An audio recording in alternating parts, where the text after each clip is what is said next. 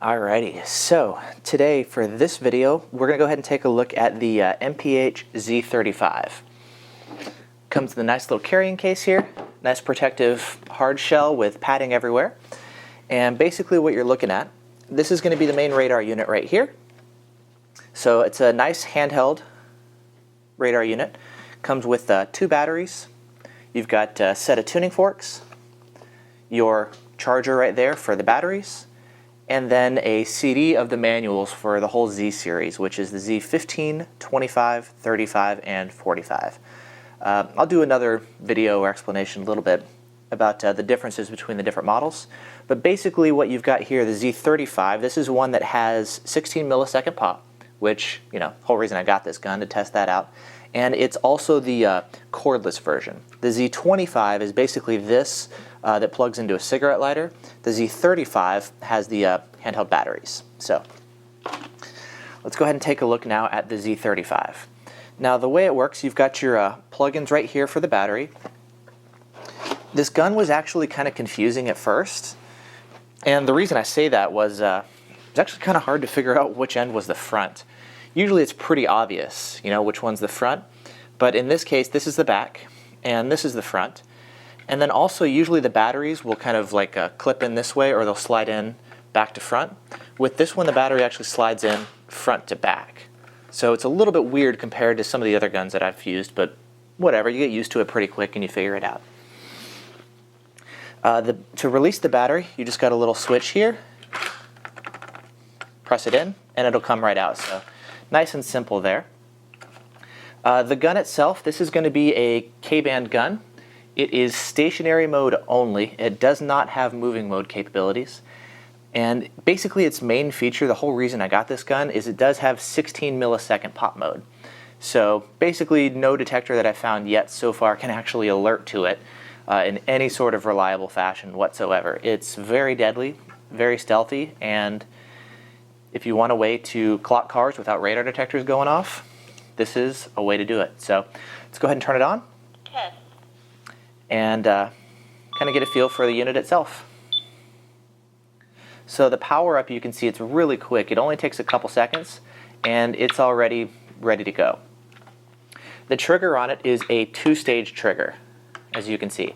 So for just normal transmitting, constant on or instant on, you just pull the trigger in halfway and you'll hear that kind of cartoon-like squirt sound.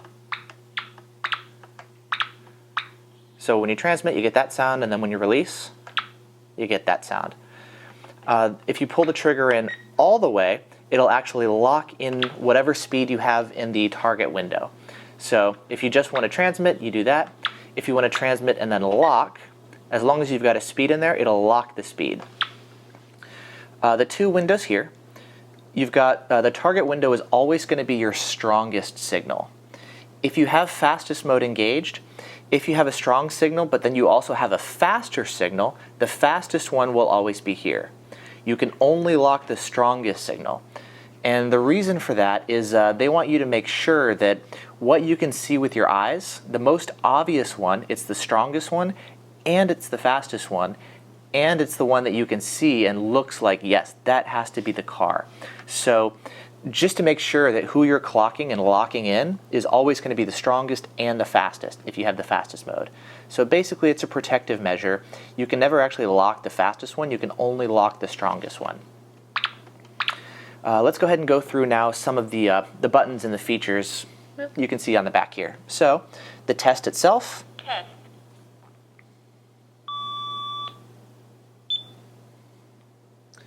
Basically gives you the same test that it runs when it starts up the unit. It only takes a couple seconds, and something that's interesting compared to some of the other units is when you engage test mode, it doesn't actually drop you into a tuning fork test mode. You can use the tuning fork at any time. So to give you an idea of that, here's one of the forks. And you can see it is a 35-mile-an-hour fork. Hopefully that shows up in the camera all right. So it's a 35-mile-an-hour fork. And then if we do our 65, you can see 65 will show up there.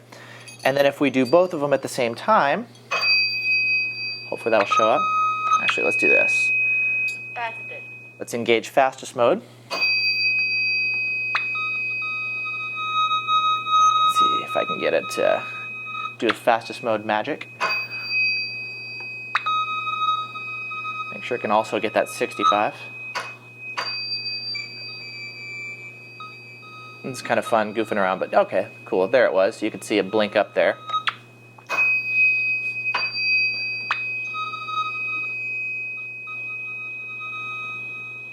Whatever, you get the idea.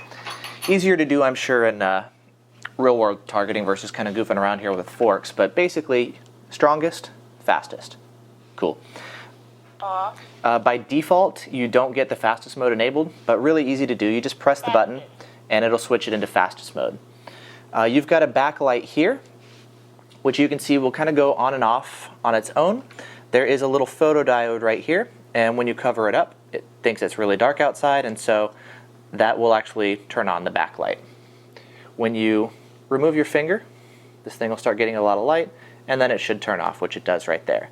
So if you just want to manually force it always on or always off, you do have a light button right here. Light.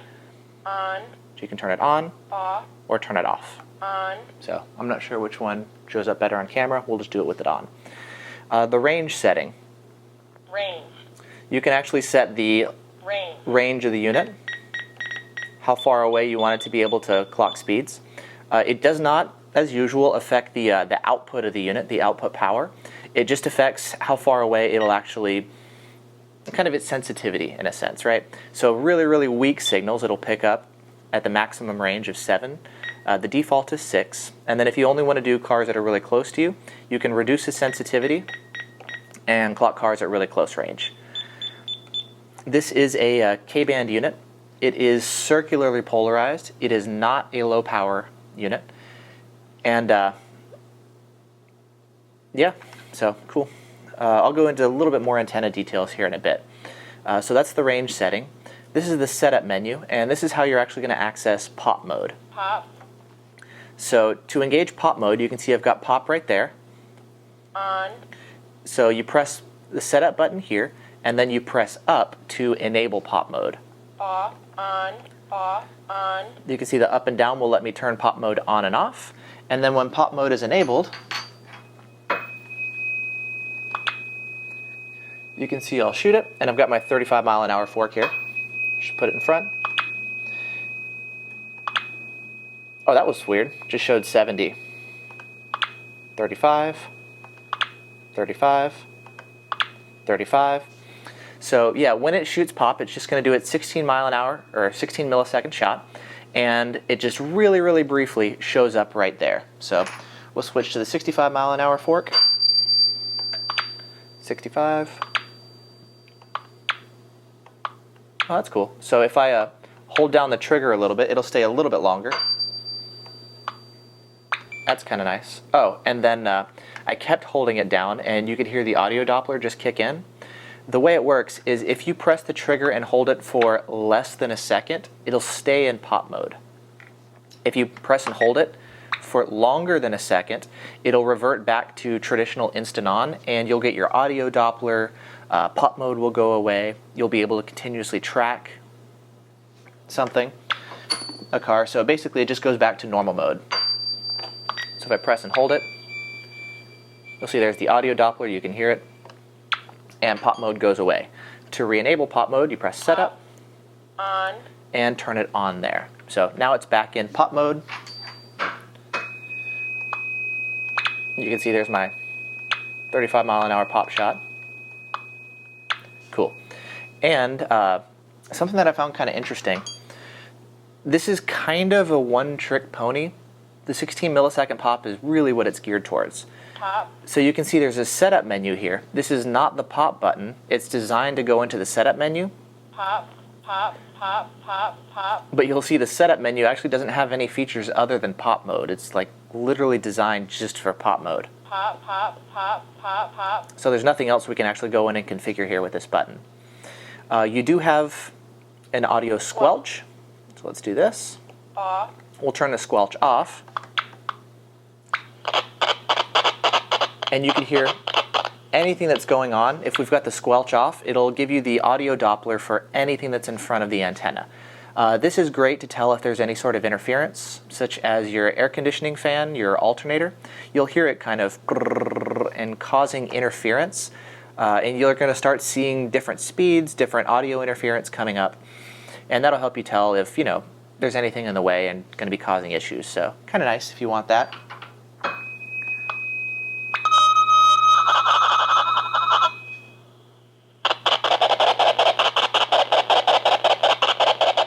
So yeah, anything in the way that shouldn't be there, if you turn the squelch off, it'll help you tell. Squelch on.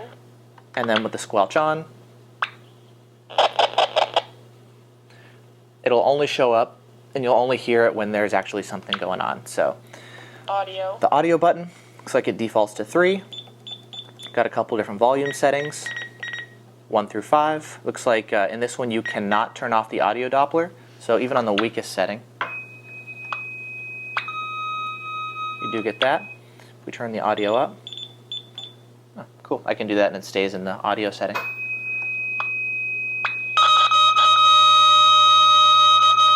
And that's kind of annoyingly loud, so let's turn it back down a little. Yeah, 3 is good for the default. So, cool.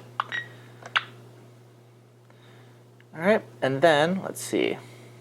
The audio menu goes away. Audio. Does that just stay there? Fasted. Audio. Okay, so it looks like this is going to be your audio volume. You don't even have to go here. Fasted. Test. Just let it do this.